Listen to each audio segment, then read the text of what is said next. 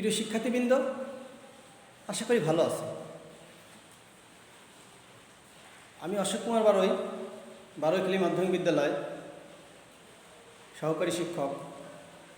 আমি আজকে তোমাদের দশম শ্রেণীর বাংলা বিষয়ের একটা গল্প নিয়ে আলোচনা করব।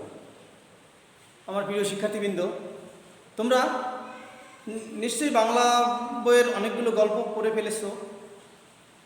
এখন আমরা এমন একটা গল্প নিয়ে আজকে আলোচনা করব যে গল্পে মানুষের প্রতি মমত্ববোধ,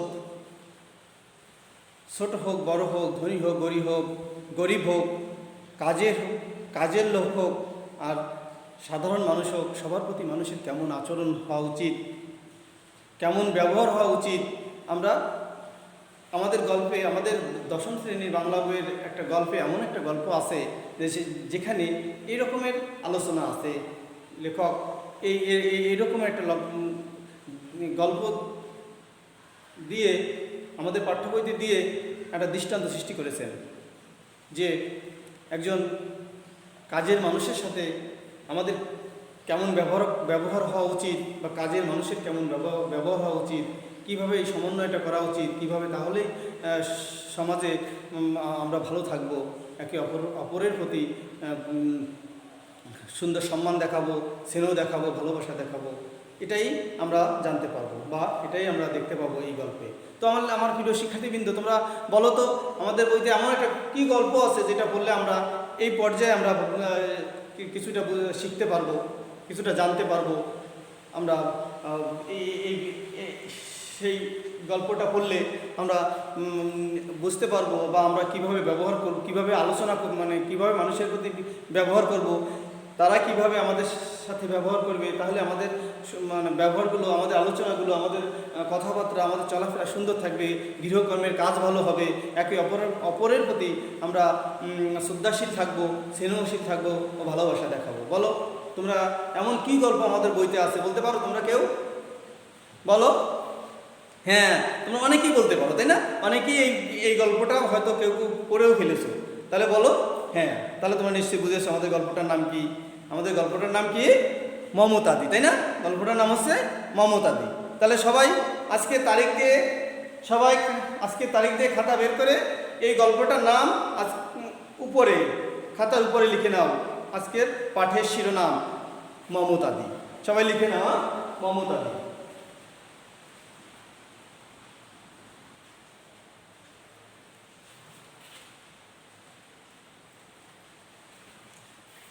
তো আমার প্রিয় শিক্ষার্থী বন্ধুরা, তোমরা সবাই খাতার উপরে পাঠ শিরোনামটা লিখে নিয়েছো কি? মমতাদি। আজকের পাঠ শিরোনাম মমতাদি। লিখেছে কে? আমাদের লেখক মানিক বন্দ্যোপাধ্যায়। লিখেছেন মানিক বন্দ্যোপাধ্যায়। আমরা এখন মানিক বন্দ্যোপাধ্যায় সম্পর্কে একটু জেনে নেব, মাত্র সামান্য সময়, মাত্র 1 মিনিট বা 2 মিনিটের ভিতরে। তোমরা তোমাদের বই খুলে মমতাদি গল্প রচয়িতা বা লেখক মানিক বন্দ্যোপাধ্যায়, তার সম্পর্কে 2 মিনিট একটু পড়ে নাও।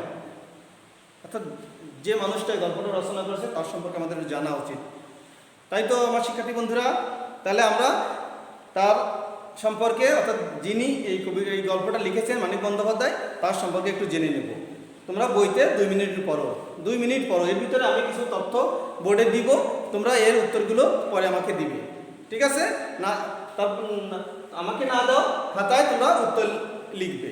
তো প্রিয় শিক্ষার্থীবৃন্দ, তোমরা একটু 2 মিনিট লেখক পরিচিতিটা একটু পড়ে নাও।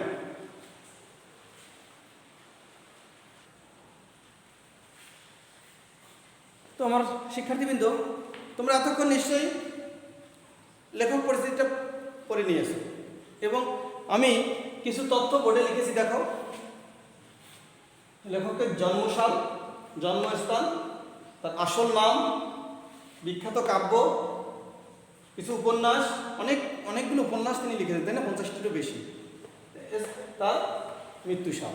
আমরা এই তথ্যগুলো লিখেছি বোর্ডে। এছাড়াও তোমরা তো অনেক বইতে অনেক কিছু পড়েছো, তার খাতা বের করে এই তথ্যটা লিখে আমার এই তথ্যগুলোর উত্তর তোমরা খাতায় লিখে পাবে। জন্মসাল, জন্মস্থান, আসল নাম, বিখ্যাত কাব্য, কিছু উপন্যাস ও মৃত্যুসাল, এগুলো একটু লিখে নাও। এছাড়া তোমরা তো অনেক কিছু এতক্ষণ পড়ে জেনে নিয়েছো। এইগুলো একটু খাতায় লিখে দাও। সবাই সবাই লিখে ফেলো।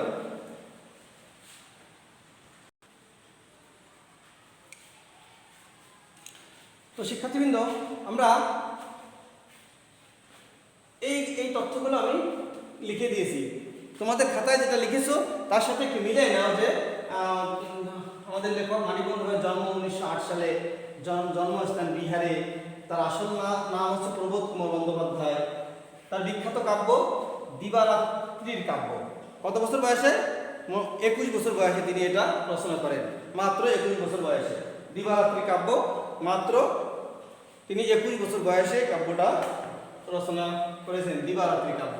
এছাড়া তার অজস্র উপন্যাস আছে, 50টিরও বেশি উপন্যাস আছে। যেমন পদ্মা নদীর মাঝি, পুতুল নাচের ইতিকথা। এই লেখক উনি মৃত্যুবরণ করেছেন 1956 সালে। আমরা লেখক সম্পর্কে এই যতটুকু জানলাম, এছাড়া তোমরা আরও পড়ে আরও বেশি জানবে এবং আমাকে পারলে আমাকে প্রশ্ন করবে। তো প্রিয় শিক্ষার্থীবৃন্দ, আমরা এই মমতাদি গল্পের লেখক কি বলেছেন আমি একটু আলোচনা করি তোমাদের সাথে।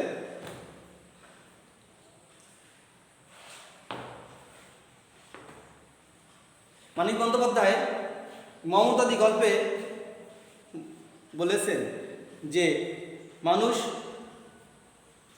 একজন ধনী একজন গরিব, বা কেউ মানে বিশেষ কাজের জন্য বা অর্থ কষ্টের জন্য কোনো বাড়িতে কাজ করতে যায়।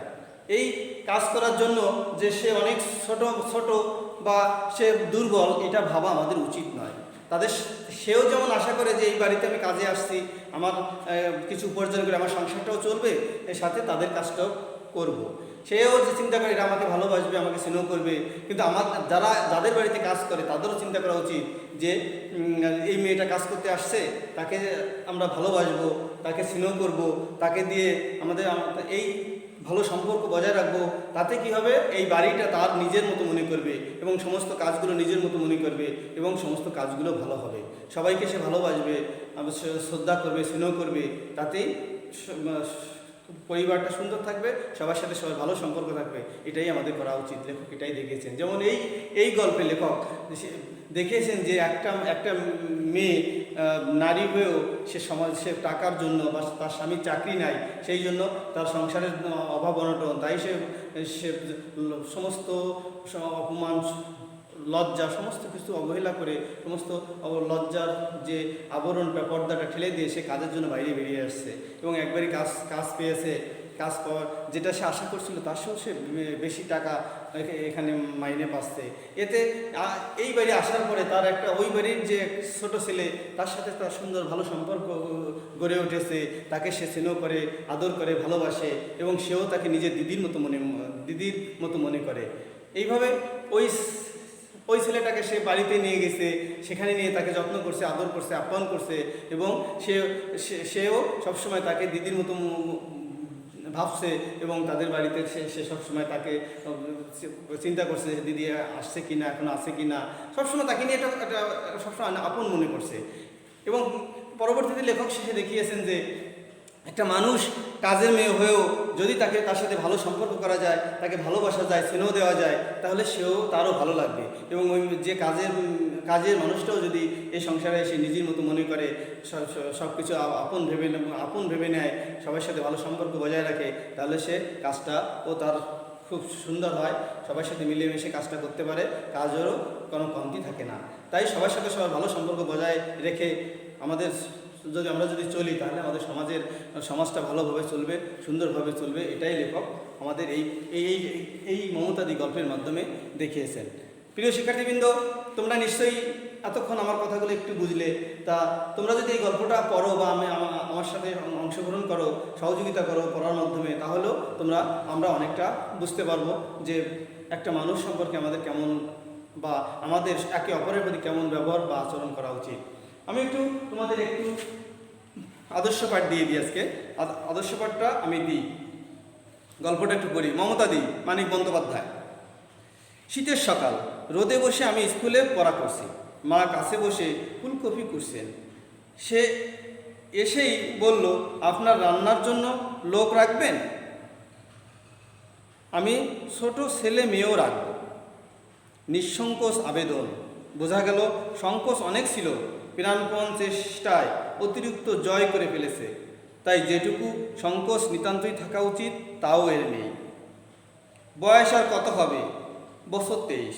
পরনে সেলাই করা ময়লা শাড়ি, পাড়টা বিবর্ণ লাল, সীমান্ত পর্যন্ত ঘুমটা, ঈষৎ বিশীর্ণ মুখে গাঢ় শ্রান্তির ছায়া, স্থির অচঞ্চল দুটি চোখ, কপালে একটু ক্ষত চিহ্ন আন্দাজে পড়া টিপের মতো। লেখক যে মেয়েটা কাজে আসে তার একটু বর্ণনা দিল। তার কপালে একটা চিহ্ন আছে, কপালের একটা ক্ষত চিহ্ন, তার সেটা কিসের সাথে তুলনা করেছে? যে আন্দাজে পড়া টিপের মতো।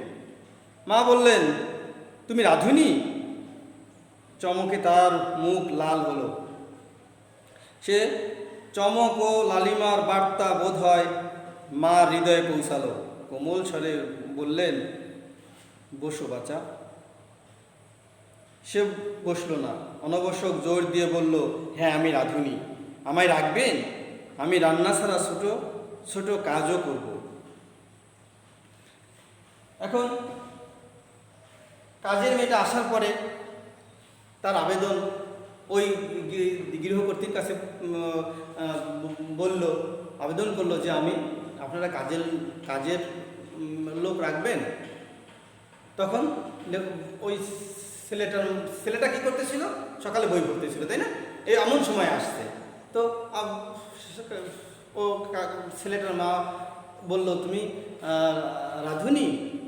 তখন সে মেয়েটা বলল, আমি রাখতেও পারি, রাঁধুনিও, এবং আপনার বাড়িতে যদি ছোটো ছেলে মেয়ে থাকে তাদেরও রাখতে পারি। এই যে তার সুন্দর একটা ব্যবহার সে উক্তি দিল, তার মন খোলা ব্যবহার, ভালো লাগলো সবার। এরকমের সবাই আমরা এরকমের আচরণ করব। যাই হোক, আজকে এ পর্যন্ত আমরা পড়ি। আগামী ক্লাসে তোমরা এই সরব পাঠ দেবে, আর বাড়ি বসে বাকি একটু ভালো করে পড়বে। আমি পরবর্তী ক্লাসে তোমাদের কাছ থেকে সরব পাঠ নেব, এবং আমি পরবর্তীতে বিভিন্ন প্রশ্ন, কথাবার্তা ইত্যাদির মাধ্যমে ক্লাসটার এই গল্পটা সম্পর্কে আমরা অনেক কিছু জানবো, সম্পন্ন করব। তো ধন্যবাদ সবাই, আমার প্রিয় শিক্ষার্থীবৃন্দরা। তোমরা ভালো থেকো, সুন্দর থেকো। আজ আর নয়, সবাই ভালো থেকো।